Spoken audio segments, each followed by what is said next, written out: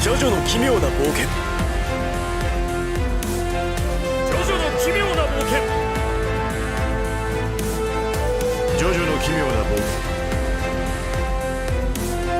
ジョジョの奇妙な冒険ジョジョの奇妙な冒険ジョジョの奇妙な冒険ジョジョの奇妙な冒険ジョジョの奇妙な冒険 JoJo's Bizarre Adventure is one of my favorite anime of all time.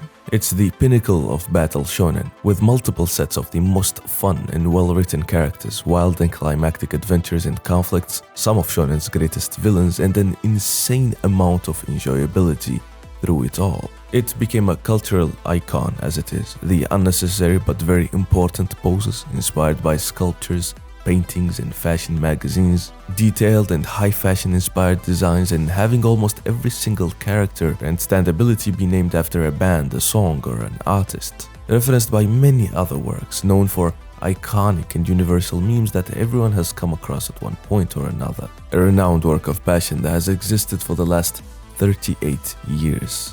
In this video, we will go over the shortest and often underestimated and underappreciated first part, Phantom Blood.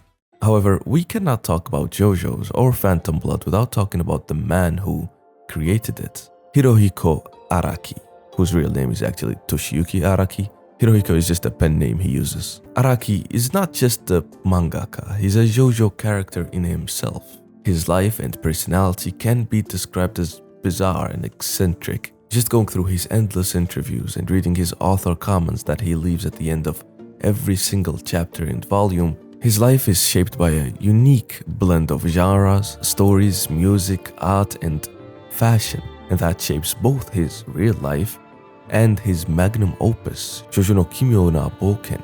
For example, as a kid, Araki and his grandfather went to the cemetery on New Year's Eve to steal bamboo vases used to hold flowers that his grandfather broke and used to make him a kite, with the word fly on it. He had a great relationship with his grandfather, and it was actually at his house that he first came in contact with manga and fell in love with it. However, Araki used to believe he will forever be misunderstood because of his twin sisters, who always did everything together, leaving him out. They always ate his share of snacks, and whenever he argues or fights with one, the other starts crying and their parents scold him, which I think might be the reason behind Jonathan's problems when Dio enters his life, ruining his reputation and causing him a lot of misunderstanding. Araki peels his cherries before eating them. He tells the story of the one time he saw a ghost of a young woman in a hotel that was once a castle. One time he visited England. He likes gardening and has a garden outside of his studio. His editor convinced him to buy a water bed even though he didn't want it. He fears hospitals so much his mother believes he has an ability to sense doctors whenever one is close by. That's the man behind JoJo's Bizarre Adventure, and I think it just makes sense for him to be this way. You might not know this, but JoJo was not his first manga.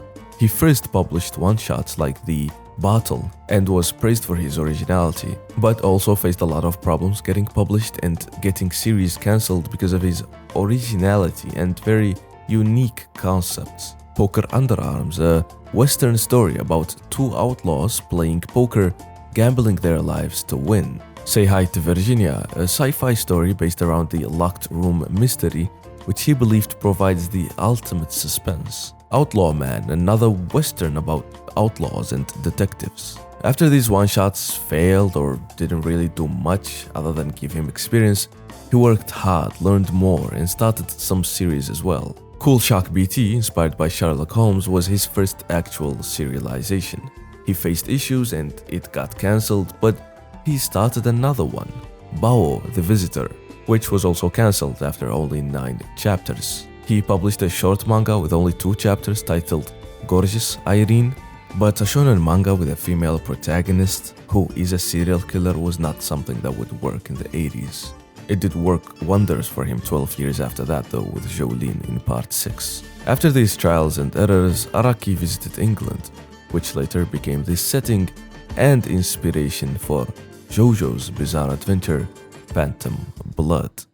Before we talk about JoJo's though, please indulge me and allow me to tell you about this video's sponsor, the book, The Ultimate Guide to Rebuilding Civilization. This is such a brilliant idea and even more amazing execution. Think of Dr. Stone, but because you're not Senku, as long as you have this ultimate guide in case civilization collapses, you're essentially good to go. The best thing about the book is that it's not a basic and simple science textbook with walls of text, but a cleverly designed, high-quality product. With over 400 pages with the most amazing inventions of humankind, 180 different topics divided in 23 chapters. It's a huge book as well, dwarfing everything in my library, filled with unique handmade illustrations, engineering drawings, medieval art, and many more. Built with special bindings, clever paper engineering, high-quality matte art paper, and a stunning laminated cover. I really love the creativity that went into the design and the drawings and the details of every page of the book. Finally, I've always wanted to buy one for myself, and luckily, I was approached by Hungry Minds to sponsor me, which was an amazing feeling and an opportunity I did not hesitate to accept. Araki would definitely love the book, and if you want to be a walking encyclopedia of fun facts like Giorno, then please check it out. It is also the perfect gift idea for someone you care about. Click the link in the description of the pinned comment to check it out, and make sure to use my promo code Senshin10 to get 10% off your order. This video will be the first in a series where we will cover each part of JoJo's Bizarre Adventure, going over Araki's inspiration and thought process for creating the parts, analyze the characters, narrative, and themes of said parts. A series of deep dives into the bizarre world of a bizarre man. JoJo's genius lies in its unique blend of ideas and inspirations, as well as Araki's flexible and experimental approach, resulting in each part being completely different from the other one, with very different main characters, stories, settings, and even genres. From his take on Indiana Jones taking on Nazis and supernatural stone people, to a young man thrust into gang wars in Italy, to a girl trying to break out of prison after being wrongfully accused and save her father from an evil priest in Florida, and even to a cripple competing in a horse race across America. However, it all starts with Phantom Blood, the first and by far shortest JoJo part, being only 9 episodes from the first season of the anime and the first 5 volumes of the manga. Phantom Blood takes place in 1880s England, borrowing a lot of stereotypes, metaphors, and portrayals of stories set in that period, rather than the actual historical period. Phantom Blood draws heavily from gothic horror novels like Dracula, and earlier manga like Fist of the North Star and Babel 2. It is primarily an action-adventure series with strong supernatural and horror elements, centered on the Victorian-era fight between the pure-hearted Jonathan Joestar and the cunning, power-hungry Dio Brando. The most direct inspiration for Phantom Blood is obviously Bram Stoker's Dracula. The setting of Victorian England, a heroic protagonist called Jonathan battling an evil vampire named Dio and chasing him with a group of companions to the vampire's castle, all mirror the classical novel. In Dracula, Jonathan's wife is called Wilhelmina, aka Mina, which sounds very close to Erina, someone who Dio uses to break Jonathan, just like Dracula does. Mina even forms a psychic link with Dracula after he bites her, and most of the story revolves around trying to save her from him, which does not happen in Phantom Blood, but does happen in Stardust Crusaders to Holy, who is the daughter of Erina's grandchild, Joseph, and Jotaro's mother. Holy becomes gravely ill after inheriting a stand from Dio, which manifests as a destructive vine-like growth that slowly deteriorates her health, and the only way to save her is to kill Dio. Araki made Phantom Blood, and Dio his unique take on classic Dracula. He later on does a more modern adaptation of Dracula through Dio in Part 3, where Dio awakens after 100 years and is more of a monster from the past, haunting the present, and becomes the eerie supernatural Dracula of JoJo's world. But in Phantom Blood, the influence is undeniable, especially if we look at the other classics that take place and time in the same setting, like Mary Shelley's Frankenstein, influencing the themes surrounding Dio's transformation into a vampire via the stone mask.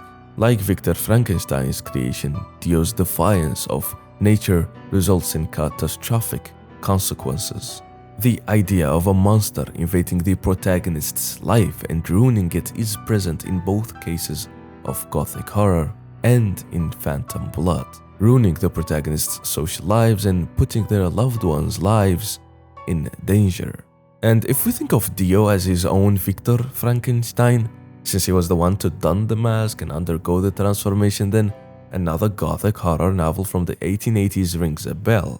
The Strange Case of Dr. Jekyll and Mr. Hyde by Robert Louis Stevenson. It's a story about a respectable doctor who creates a potion to separate his good and evil selves, resulting in the creation of his violent alter ego, the hideous Mr. Hyde. The story explores the duality of human nature, the struggle between good and evil, and the consequences of repressing one's darker side. As the novella progresses, Mr. Hyde begins to gain more control, eventually becoming permanent and leading to Jekyll's tragic downfall. Both Dr. Jekyll/Mr. Hyde and Dio Brando explore the duality of human nature and the inherent struggle between good and evil.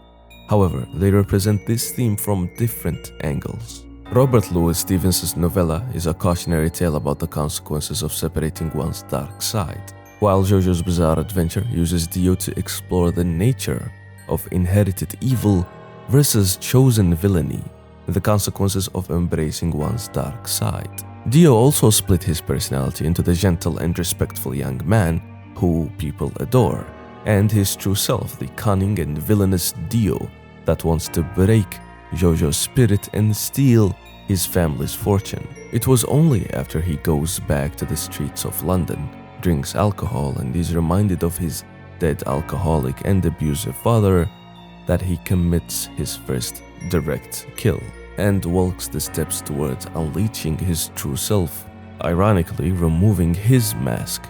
He puts on the stone mask to become a vampire, but in another sense he removes his fake, invisible mask as his goals and intentions are revealed to everyone. Araki also referenced the character Roy Batty, played by Rutger Hauer, as an inspiration for Dio Brando's blonde hair and muscular build.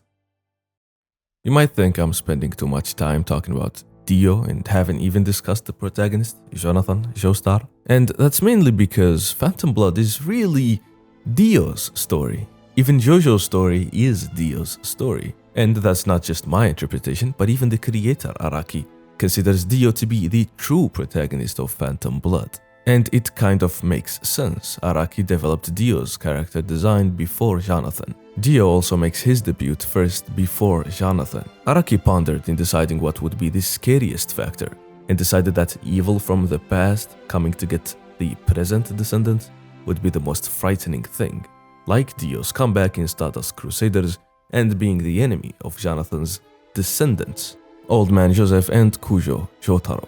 Dio was developed with this in mind. After him, Jonathan Joestar of Light was designed to counter Dio's darkness. Hamon is the human and natural counter to Dio's vampirism, the power of the sun versus the shadow, the good versus evil. The son of George Joestar I, Jonathan Joestar is an honest, kind, and gentle man whose life is fraught with tragedy after meeting his adopted older brother, Dio Brando. Araki stated in Jojonium Volume 1 that Jonathan was difficult for him to design. He wanted to create a first Joestar that could function as a symbol of purity and dignity rather than a unique, fresh character. However, there were limitations on how he could write the character due to being a symbol of justice, so Araki found himself unsure where to take the character, which ultimately led to the simple character of Jonathan. But simplicity in opposition to complexity is not a linear scale of good writing, because for what he needed and what he wanted, Jonathan was the Jonathan that we got. The nuance and the depth of the character comes from his relationship with Dio, who is the central character, even if he's not the actual protagonist, but more of a thematic one that transcends their story. Design-wise, Jonathan has a similar appearance and physique to Hokuto no Ken's Kenshiro. So similar, in fact, that early critics called Jojo a cheap copy of Hokuto no Ken. Kenshiro was so iconic and popular at the time, he inspired so many authors and characters, like Guts from Berserk, Ryu from Street Fighter, and of course the most iconic of them all, Mari from Project A-ko. Now that the style and the inspiration are set, let's take a look at Phantom Blood's story and what it means. This is Araki's author note from chapter 1. Put simply, the theme of this work is living. Through the two main characters, I want to examine two ways of living. It's all about singing the hymn of the battle between human and non-human. This work was made for your enjoyment. I hope you'll like it. The story of Phantom Blood begins in 1868, when a thief named Dio Brando discovers a wrecked carriage on the side of a cliff. Greedy and evil as he is, he neglects the crying baby whose mother sacrificed herself to protect. And instead of helping, he searches for what he can loot and steal from the tragedy.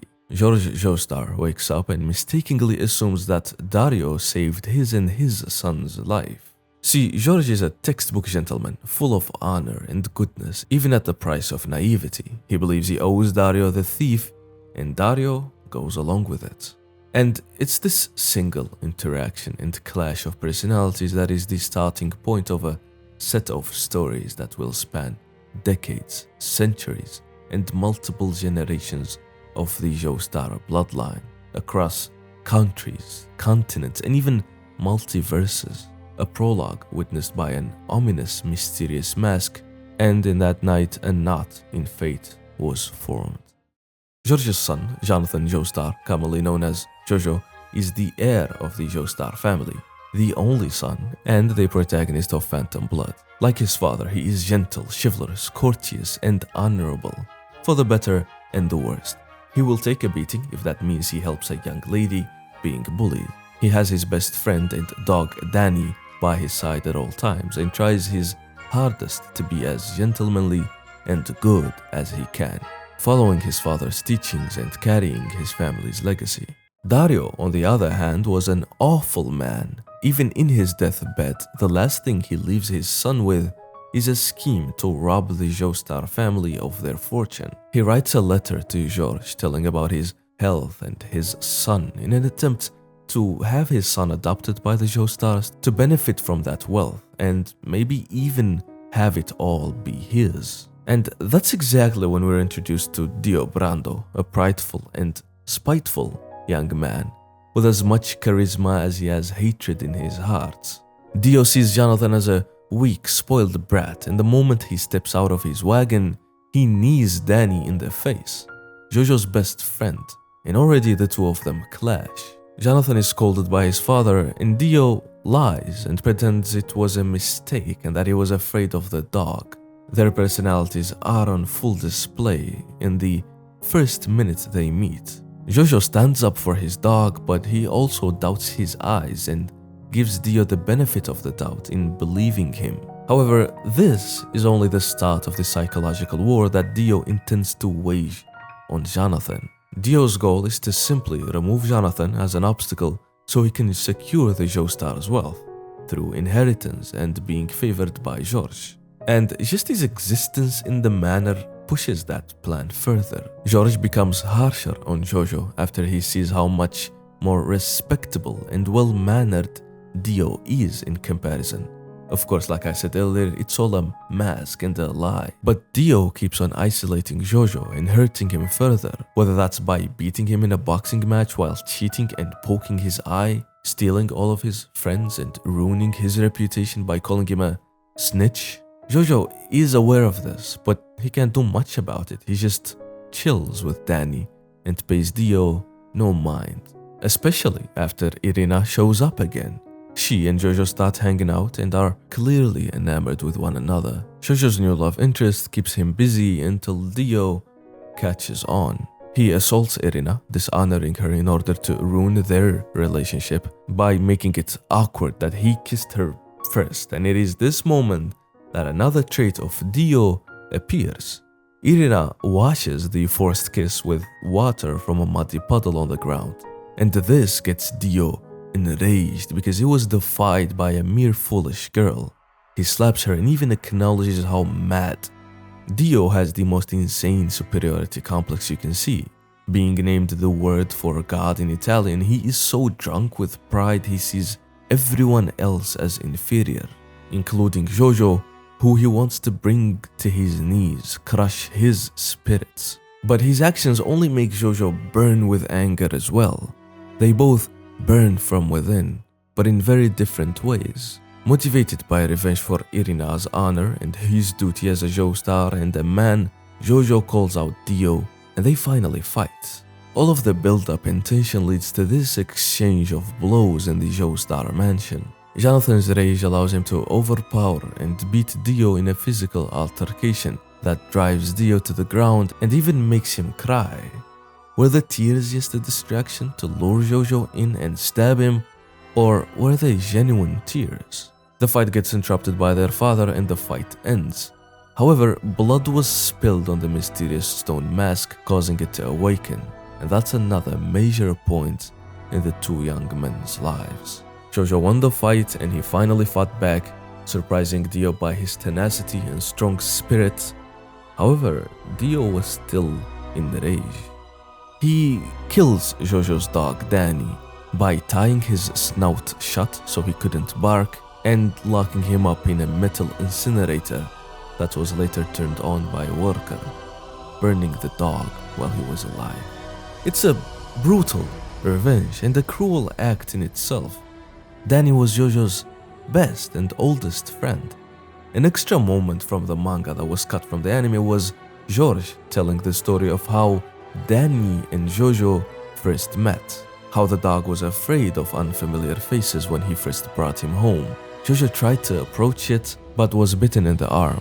He then started teasing Danny and throwing rocks at him, until one time Jojo was drowning and was saved by none other than Danny. Danny was a splendid dog who knew the value of life. Jojo was so moved by Danny's actions and feelings, and the two became friends. Danny is even considered a stand-in for Jojo's late mother, Mary, who he grew up without, and both Danny and Mary had saved his life once. Now, just hearing that, you might be moved by this relationship even more, especially if you did not know these manga details. So what if I tell you that the person George was telling this story to was none other than Dio? Dio heard this story, and instead of empathy, he thought of the perfect plan. Dio is fucking evil, way before a mask, vampirism, and supernatural powers. In fact, those are just extra tools for him to use, like everything and everyone else, and are not what made him evil, because that's what he always was and will always be. His weakness is his pride, and it's that weakness that leads him to his evolution and fall or ascendance, depending on how you see vampirism. 7 years pass by and Dio still pretends to be on good terms with Jojo. He stopped bullying him and instead opted to poison George by swapping his medicine. Phantom Blood starts as a melodramatic chess game forced by Dio. An endless clash of good versus evil, pride and cunningness versus naivety and morality. It's Jojo's, so of course it's bizarre and over-exaggerated, doesn't even do it justice. But the bizarreness is amplified by the undertones and subtlety through it all. Jojo gains interest in the mask and starts to learn about it, about the mysterious antique his mother bought from a museum before she died. What is it, and what was it that got it to react the way it did that night? Dio also gains interest. Of course, he wants to use it to kill Jojo, thinking that was its only use, and it's by mistake that he discovers its true nature. I'll save the discussion of the true nature and symbolism of the mask for part 2, since it is way more important in battle tendency. Dio sees someone die and turn into a vampire just to turn to ash before killing him because of the sun, and he chooses to do it to himself. At this point, he's driven into a corner. Jojo found out the truth about Dio's action, and that this is the same way his father had died, meaning that Dio killed his father and was in the process of killing another one. Dio is blinded by hatred and does not see how much George truly loved him like his son. Dio's eyes were only on the fortune. Unlike Jonathan, he never changed, he never grew. In his search for the source of the poison, Jojo meets the greatest narrator in all of manga, the best British gentleman of them all, and the best friend you can ever wish for, by far the greatest character in all of fiction, Robert E.O. Speedwagon. Speedwagon is the middle ground. He is from the slums of London and attempted to rob Jojo before he was stunned by his goodness and turned into the best right-hand man. He respects Jojo, but is worried about his naivety. He sees through Dio and calls him out for what he is, and the truth is revealed to everyone. But just as Jojo has Speedwagon on his side, Dio has Wang Chang, who says Dio was born under the star of great fortune because of the 3 birthmarks on his ear. Cornered and exposed, Dio tries to stab Jojo, but George stands in the way and gets stabbed instead, becoming the third quote-unquote person that saves Jojo and dies after. The naive George, who forgave Dario even after he stole his wife's ring, passed on his kind-hearted spirit to his son. As Speedwagon says, it will become the flame that drives him, his source of strength, lighting his path.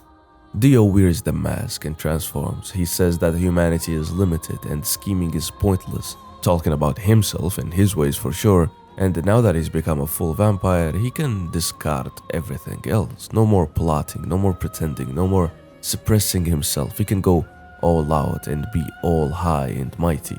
And any plan to take him down is pointless since it's human and the humans are slaves to limitations. It's useless, and that's when the iconic Muda is born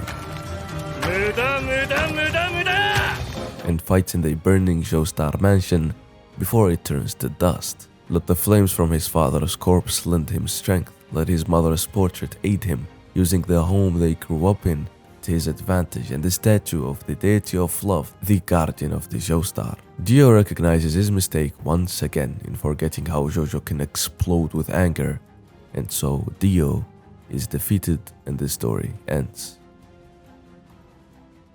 Well, of course it doesn't, it actually only starts. But I focused on these early events because, believe it or not, everything I just recapped and broke down is only the first 3 episodes of Phantom Blood. The rest is where the story turns into the battle shonen that it is, with the introduction of Zeppeli, Hamon, and the quest to take down Dio after he survives, fighting none other than Jack the Ripper, and not entirely true historical heroes, Bruford and Tarkus and their tragic story. We meet Poco, who helps us and saves his sister, Master Tompeti and his disciples Traizo and Dyer. Phantom Blood is to be looked down on only because of its early and imperfect start, but mainly its length. However, quality does not necessarily mean quantity, and those first 3 episodes are absolute quality gold, and I freaking love them.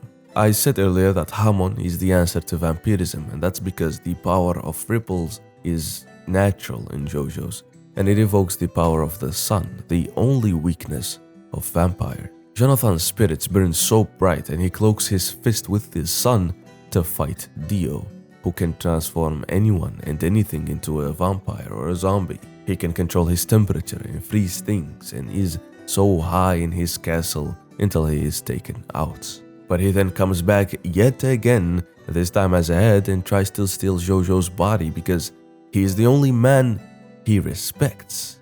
Dio respects Jojo so much that he forbids Wang Chan from underestimating him or insulting him. The story ends with the tragic death of Jonathan Joestar as he saves his wife Erina, pregnant with his son, and another baby who lost his mother protecting him, just like Jonathan's mother, Mary. Jojo embraces his brother and they both burn. No more mind games, no more fights to death, no more hatred, no mansion they grew up in, and no silly fortune to inherit.